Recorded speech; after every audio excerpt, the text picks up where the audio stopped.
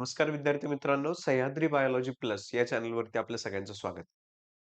दरवर्षी बोर्ड एक्झामच्या काहीच दिवस आधी चालू होऊन विद्यार्थ्यांना मदत करणारा हा चॅनल यावर्षी मात्र बोर्ड एक्झामच्या तब्बल 58 दिवस आधी चालू झालेला आहे, ऍक्टिव्ह झालेला आहे. आणि या 58 दिवसामध्ये आपण बायोलॉजीसाठी तुम्हाला काय करणार आहोत, मदत करणार. तर या 58 दिवसामध्ये आपण काय करणार आहे, याची सुरुवात करतोय आपण बायोलॉजीच्या काही इम्पॉर्टंट पॉइंट्स पासून. तर बायोलॉजीचे जे इम्पोर्टंट पॉइंट्स आहेत, ते असतात ऑल टाइम इम्पोर्टंट पॉइंट्स. म्हणजे बायोलॉजीमध्ये असे काही सिग्निफिकंट पॉइंट्स आहेत, ज्यांच्यावरती असं आपण म्हणू शकतो, की दरवर्षी किंवा 1 वर्षाआड क्वेशन विचारले जातात म्हणजे जातातच. मग असे जे पॉइंट्स आहेत, ते काय असतात तर बायोलॉजीचे ऑल टाईम इम्पोर्टंट पॉइंट्स असतात. तर हे पॉइंट्स कुठले? याच्यावरती गेल्या वर्षीच आपण काय केलेत व्हिडिओ प्रिपेअर केलेत आणि गेल्या वर्षीच्या व्हिडिओमध्ये हे बायोलॉजीच्या प्रत्येक टॉपिक मधले जे ऑल टाइम इम्पोर्टंट पॉइंट्स आहेत त्यांना काय करण्यात आलंय मेन्शन करण्यात आलेलं आहे. तर त्याची एक प्लेलिस्ट सुद्धा आपण तयार केली आहे आणि ती जी प्लेलिस्ट आहे ती या चॅनलमध्ये तुम्हाला पाहायला मिळू शकते. ठीक आहे. तर मग जेव्हा तुम्ही स्टडीला सुरुवात कराल म्हणजे आजच तुम्हाला काय करायचं स्टडीला सुरुवात करायचं किंवा आज तुमचा बायोलॉजी स्टडीचा पहिला दिवस आहे असं इमॅजिन करून आपण या पॉइंटच्या अकॉर्डिंग स्टडी करणार आहोत. तर जास्त काय करायचं नाहीये तुम्हाला फक्त काय करायचंय स्टडीसाठी एक चॅप्टर सिलेक्ट करायचा आहे. आता हे चॅप्टर कसे सिलेक्ट कराल?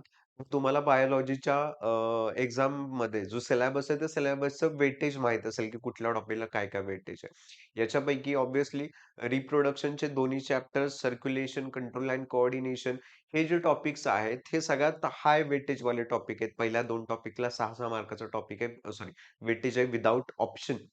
आणि त्याच्यानंतर रेस्पिरेशनसाठी जवळपास रेस्पिरेशन सर्क्युलेशनसाठी 7 मार्क, तर कंट्रोल कोऑर्डिनेशनला 8 मार्काचा वेटेज आहे.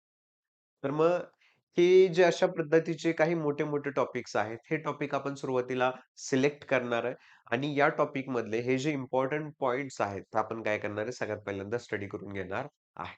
जर हे पॉइंट्स तुम्ही स्टडी केले, तर जवळपास एक 70 ते 80% तुमचं काय होऊ शकतं, एक्झामचं प्रिपरेशन जे आहे ते होऊ शकतं. कारण 70 ते 80% क्वेशन याच टॉपिक मधून विचारले जातात आणि राहिलेले एक जे 20 ते 30% क्वेशन आहेत, ते रँडमली प्रत्येक वर्षी कुठल्याही पॉइंट मधून विचारले जाऊ शकतात. ठीक आहे. मग जे कन्फर्मली येऊ शकतात असे जवळपास एक 70 ते 80% पॉइंट्स आहेत, जे तुम्हाला काय केलेत तर आय-एम-पी पॉइंट्स म्हणून जो प्लेलिस्ट आहे. त्या प्लेलिस्टमध्ये हे जे पॉइंट्स आहेत, ते काय करण्यात आलेले आहेत, प्रोव्हाईड करण्यात आलेले आहेत. मग हे सगळ्यांनी हे पॉइंट्स रेफर करायचे आहेत आणि त्या अकॉर्डिंग काय करायचं स्टडी चालू करायचा आहे. तुम्ही, तुमचे मित्र सगळ्यांना या पॉइंट्स बद्दल सांगा. हे पॉइंट्स प्रिपेअर करा. क्वेशनचं कसं आहे बाळांनो, क्वेशन हा प्रत्येक वेळी येईलच असं नाही किंवा एका पॉइंटवरून वेगवेगळ्या पद्धतीने क्वेशन फिरवून विचारला जाऊ शकतो. मग जर तुम्ही पॉइंट्स प्रिपेअर कराल, त्याच्यामधले क्वेशन हे तुम्हाला ऑब्व्हियसली जमणार आहेत. मग असे जे पॉइंट्स आहेत, जे आपल्याला या टॉपिकमध्ये पाहायला मिळतात, त्या सगळ्या पॉइंट्सची माहिती तुम्हाला त्या पर्टिक्युलर प्लेलिस्टमध्ये बघायला मिळेल. ती प्लेलिस्ट फॉलो करा आणि त्या अकॉर्डिंग तुमचा स्टडी चालू करा. मग आता आय-एम-पी पॉइंट्स तर आपल्याला मिळालेले आहेत ऑलरेडी. त्याच्या अकॉर्डिंग तुम्ही स्टडी चालू करणार. मग इथून पुढे राहिलेले जे 58 दिवस आहेत परीक्षेसाठी, या दरम्यान हा चॅनल तुम्हाला काय प्रोव्हाईड करेल? तर याच्यामध्ये आपण काय करणार आहे, तर या चॅनलच्या मध्ये तुम्हाला हे जे पॉइंट्स आहेत ते प्रोव्हाईड करणार आहे. सगळ्यात पहिल्यांदा जे आय-एम-पीज त्या तुम्हाला सांगितलेल्या प्लेलिस्टमध्ये पाहायला मिळणार नाहीयेत. ते राहिलेले आय-एम-पीज सुद्धा आपण काय करणार या 58 दिवसामध्ये तुम्हाला प्रिपेअर करून देणार आहे. त्याच्यानंतर या 58 दिवसामध्ये आपण बघणार मोस्ट फ्रिक्वेंट क्वेशन आतापर्यंत जे क्वेशन हे खूप जास्त वेळा एक्झाममध्ये विचारले गेलेले आहेत. त्यांची फ्रिक्वेन्सी खूप म्हणजे प्रचंड जास्त आहे. असे जे क्वेशन्स आहेत ते आपण याच्यामध्ये प्रिपेअर करणार आहे. फॉर एक्झाम्पल की जो थायरॉइड ग्लॅंडचा क्वेशन आहे सॉरी कंट्रोल कोऑर्डिनेशन वाला. तर तो थायरॉइड ग्लॅंडचा क्वेशन जवळ-जवळ प्रत्येक वर्षी विचारला गेलेला आहे. तर मग असे जे काही पर्टिक्युलर क्वेशन्स आहेत ज्यांची फ्रिक्वेन्सी खूप जास्त आहे आणि ते येण्याचे चान्सेस खूप जास्त असतात.